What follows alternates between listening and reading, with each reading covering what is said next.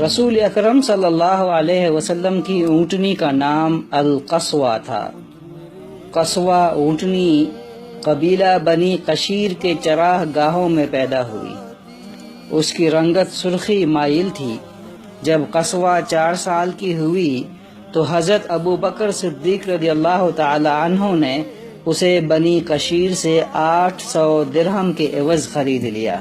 پھر ہجرت کے وقت صدیق اکبر رضی اللہ تعالی عنہ نے رسول اکرم صلی اللہ علیہ وسلم کی سواری کے لیے قصوہ کو پیش کیا۔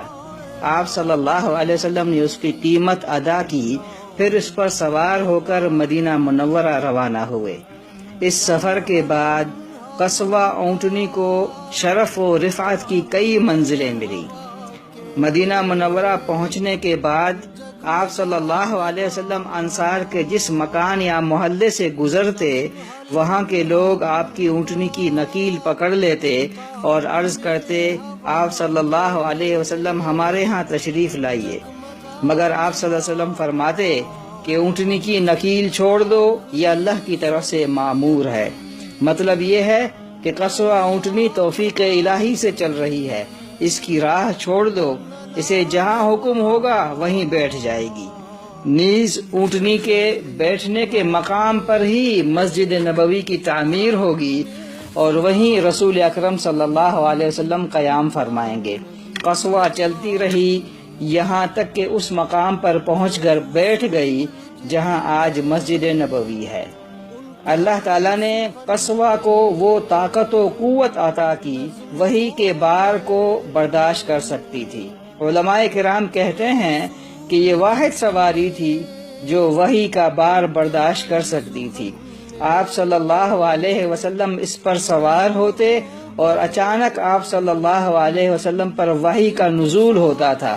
وحی کے نزول کے وقت آپ صلی اللہ علیہ وسلم کا جسم اطہر اپنے وزن سے کئی گنا بھاری ہو جاتا تھا، یہاں تک کہ اس کی تاثیر ارد گرد کی چیزوں پر بھی ہوتی تھی۔ حضرت عائشہ صدیقہ رضی اللہ تعالی عنہا فرماتی ہیں، رسول اللہ صلی اللہ علیہ وسلم قصوہ پر سوار ہوتے اور اچانک وحی کا نزول ہوتا۔ وحی کا اتنا بوجھ ہوتا تھا کہ ہمیں معلوم ہوتا گویا قصوہ کی ہڈیاں چٹک جائیں گی۔ حجۃ الوداع کا سفر بھی آپ صلی اللہ علیہ وسلم نے قصوہ پر کیا۔ آپ صلی اللہ علیہ وسلم نے حجۃ الوداع کے نام سے جو معروف خطبہ ہے، قصوہ کی پیٹھ پر بیٹھ کر فرمایا تھا۔ قصوہ رسول اکرم صلی اللہ علیہ وسلم کو اس قدر عزیز تھی کہ اسے دیگر اونٹنیوں کی طرح کھونٹے سے باندھ کر نہیں رکھا جاتا تھا، بلکہ اسے کھلا چھوڑا جاتا تھا۔ قصوہ کا دائمی مسکن جنت البقیع کے قریب ایک چراہ گاہ تھی، وہاں قصوہ قرب و جوار کی جھاڑیوں سے چرتی تھی۔ قصوہ رسول اکرم صلی اللہ علیہ وسلم کی خدمت میں 11 سال تک رہی۔ آپ صلی اللہ علیہ وسلم کی وفات جہاں تمام صحابہ کرام کے لیے عظیم صدمہ تھا، وہاں قصوہ کے لیے بھی حضور اکرم صلی اللہ علیہ وسلم کی وفات کسی بڑی مصیبت سے کم نہ تھی۔ صحابہ کرام اس صدمے سے نکل آئے، مگر قصوہ کو رسول اکرم صلی اللہ علیہ وسلم کی جدائی برداشت نہ ہو سکی۔ شدت غم کی وجہ سے وہ خود اپنا بوجھ اٹھانے کے قابل نہ رہی۔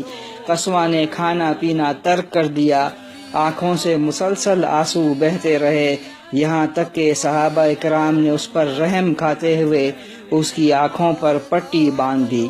رسول اکرم صلی اللہ علیہ وسلم کے وصال کے بعد قصوہ پر کوئی سوار نہ ہوا۔